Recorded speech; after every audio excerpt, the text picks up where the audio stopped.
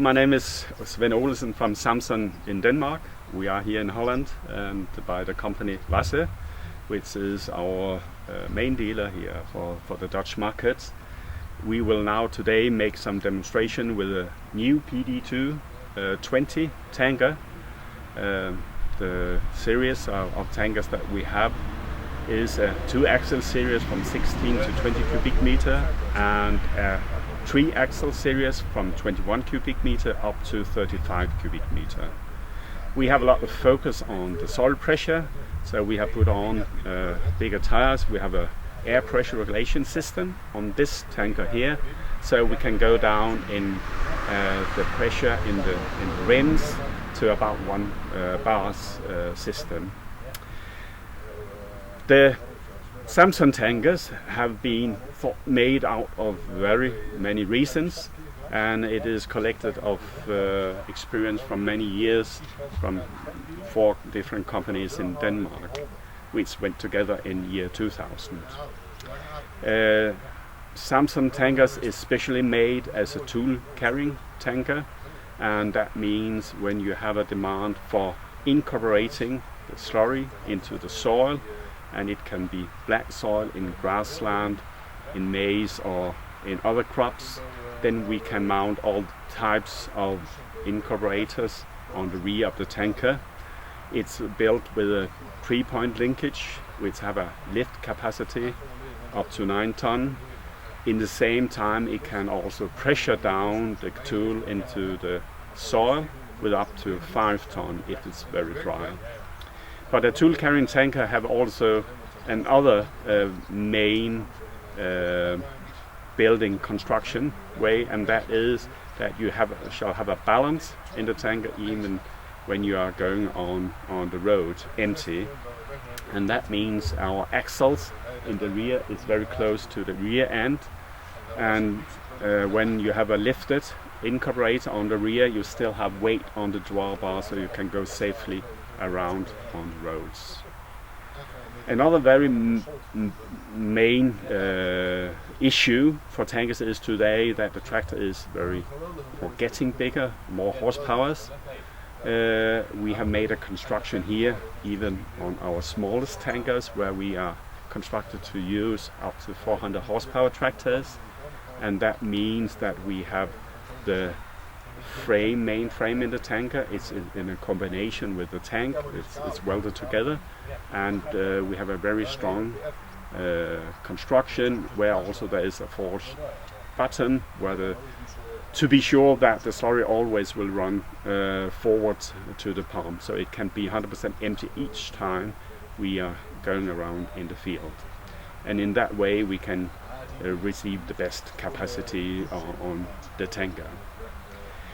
And also in this combination with the 3-point linkage in the rear and adjustable drawbar on the front, the drawbar have 2 functions. Of course you can adjust the height on the draw in combination with the tractor, so you always have the slurry tanker horizontal, but also if you're going up hills and down hills or over a bridge, you can lift and lower it, so you will not risk that incorporator and the rear will go into the asphalt. And it can be mounted with hydraulic rams and an accumulator, and this accumulator will do that you have a suspension on the drawbar, and everybody who knows which goes around on the roads is very comfort or gives extra comfort to give suspension on the drawbar for the tractor and the tanker. We have also, or our task when we are building tankers is to give the best capacity as possible, because if you have a high capacity you have the lowest cost per cubic meter to bring it out to the field. And one of the things is filling capacity. We have a very unique ejector system which there is a patent on in combination with the filling arm, a SAP 2 filling arm in this case here.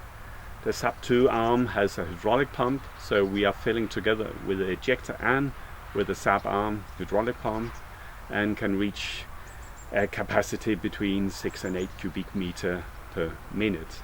If you go alone with the hydraulic pump, you at least are on 6 cubic meter. So that gives a high speed on filling terms. Also, the main pump for emptying the slurry tanker has a capacity about 15.5 cubic meter per minute, and of course in a combination with an incorporator on about 5 meter, we cannot use that completely, but if you go up to use a 30 meter boom on it, then it's very convenient to have a high capacity there. But in this combination here, we can easily go with 12 kilometers per hour and with not any limitation on the pumping capacity, either cubic meter per hectare or cubic meter per minute. It has also so high capacity, we have a recirculating system, so the pump will give more slurry that can recirculate the slurry into the rear end of the tank, and that will give prevent the sedimentation of especially pig slurry we have there.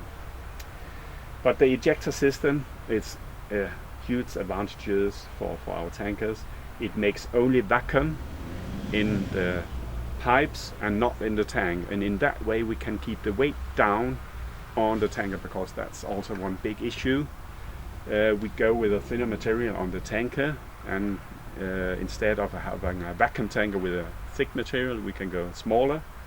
We go building the drawbar and the wheel brackets also in high tension steel called Domex 600, which will keep the weight much lower. So totally we have a lower weight on its own, and in that way we can put more in the tank and have the same soil compression.